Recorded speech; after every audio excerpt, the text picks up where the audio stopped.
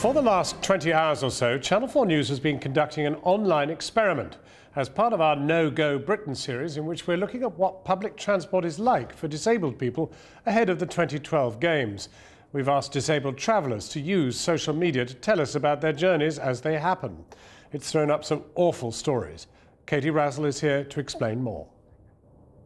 Since midnight last night, disabled travellers have been describing their travel experiences to us, with increasing numbers venturing out once the morning rush hour ended.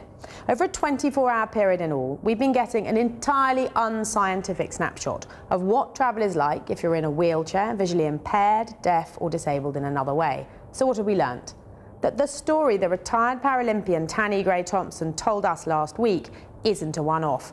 When we kicked off No Go Britain, the Baroness told us about a recent train journey when, despite having called ahead to book assistance, as disabled people are asked to do, she was left without help. I was left on a train at midnight. Nobody came to get me off.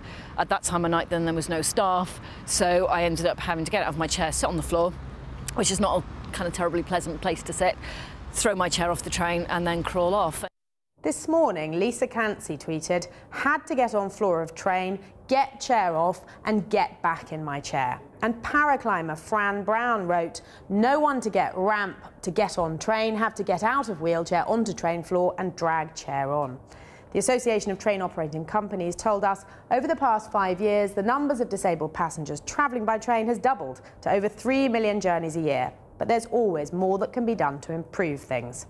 No Go Britain tweeters also complained about buses, pushchairs being given precedence over wheelchairs and timetables being inaccessible if you're blind. Claire Smith also sent a photo of a wet bus floor. Dangerous for any traveller, but even more so if you're old or disabled. There have been some good experiences in the mix. One tweeter praised Chelmsford Station. Friendly staff, happy to help if you just turn up. But he also summed up the frustrations of many disabled train travellers. "I don't want to book 24 hours in advance. I want to get up and think, I'm going to go on the train today." So, public transport's unpredictability has been revealed by our disabled tweeters. We hope to use these valuable stories to pin down the key questions we'll put to transport bosses and politicians as our series continues.